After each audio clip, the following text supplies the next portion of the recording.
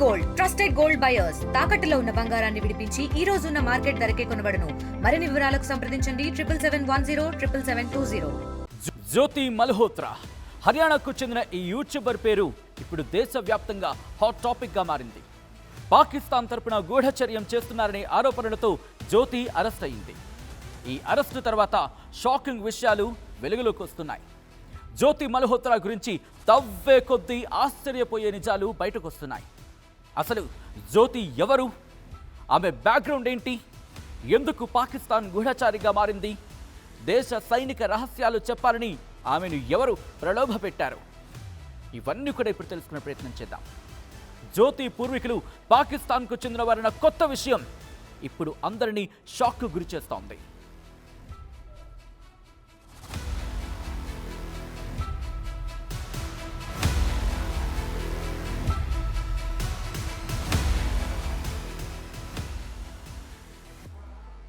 జ్యోతి మల్హోత్రా తల్లిదండ్రికి తరచూ గొడవలు జరుగుతూ ఉండేవి.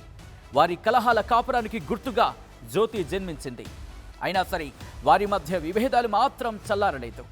చివరకు ఇద్దరు విడాకులు తీసుకున్నంత వరకు వెళ్ళింది.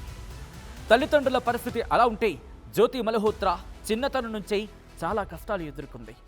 కేవలం 7.5 వయసులోనే తల్లి ఆమెను అనాథాశ్రమంలో వదిలి వెళ్ళిపోయింది. ఇది గమనించిన ఆ కుటుంబం, అంటే జ్యోతి తండ్రి, తాత, నానమ్మ, ఆ కుటుంబం ఆమెను దగ్గరకు తీసుకొని మల్హోత్రాను పెంచింది.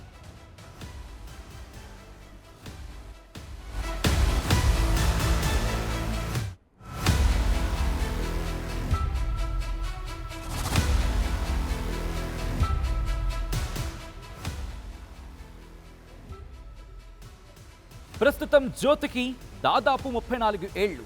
చెట్టంత బిడ్డకు పెళ్లి చేయాలని తండ్రి కలలు కన్నాడు. కానీ పెళ్లి ప్రస్తావన తీసుకొచ్చిన ప్రతిసారి ఆమె నిరాకరించేది. ఎవరినైనా ప్రేమించావా అని కూడా అడిగినా తనకు లవర్ లేరు అని చెప్పేది. అయితే పెహల్గాం ఉగ్రదాడి తర్వాత దేశంలో నిఘా వర్గాలు దర్యాప్తు ముమ్మరం చేశాయి.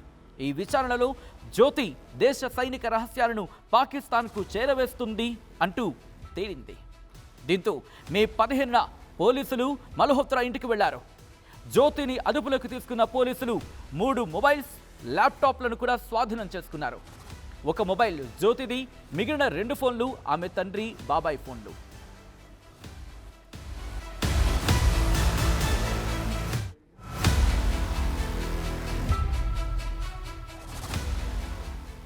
జ్యోతి మల్హోత్రా విచారణలో అధికారులకు విస్తుపోయే నిజాలు తెలిసాయి. విభజన సమయంలో పాకిస్తాన్లోని ముల్తాన్ జిల్లా నుంచి జ్యోతి కుటుంబం పంజాబ్లోని ఫరీద్కోట్కు వచ్చి స్థిరపడింది. అక్కడ వారు 5 ఏళ్లు అద్దె ఇంట్లో ఉన్నారు. తర్వాత హిస్సార్కు షిఫ్ట్ అయ్యారు. ఆమె తండ్రి పెద్దగా చదువుకోలేదు. జ్యోతి కుటుంబం మొదట డోగ్రాన్ మొహల్లాలో, తర్వాత ఆజాద్ నగర్లో నివసించేది. ఆ తర్వాత వారు న్యూ అగ్రెసెన్ కాలనీలో ఒక ఇల్లు కట్టుకున్నారు.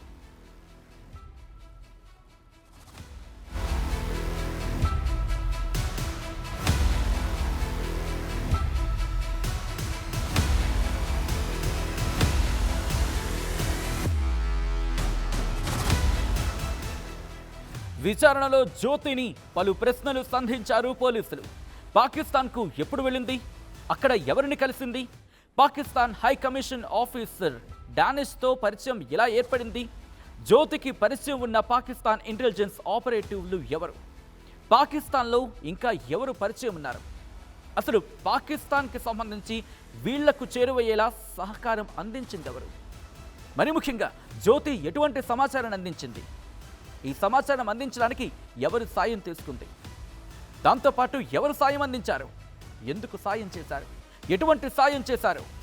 దేశ భద్రతకు సంబంధించిన విషయాలే చెప్పిందా, లేక ఇంకేమైనా విషయాలను వాళ్లకు అందించిందా? ఒకవేళ దేశ భద్రతకు సంబంధించిన విషయాలైతే సాయం చేసిన అధికారులు ఎవరు? ఎందుకు చేశారు? జ్యోతికి వాళ్ళను పరిచయం చేసిన అంశానికి సంబంధించిన ఆ కారకులు ఎవరు? అంటే ఎవరు పరిచయం చేశారు? దాంతోపాటు ఎన్నేళ్ల నుంచి ఇదంతా జరుగుతోంది? ఇవన్నీ విచారణలో బయటకు రావాల్సి ఉంది. అయితే జ్యోతి చాలా ప్రశ్నలకు సమాధానం చెప్పలేదు. శనివారం జ్యోతిని కోర్టులో హాజరుపరచగా 5 రోజుల రిమాండ్ విధించింది కోర్టు.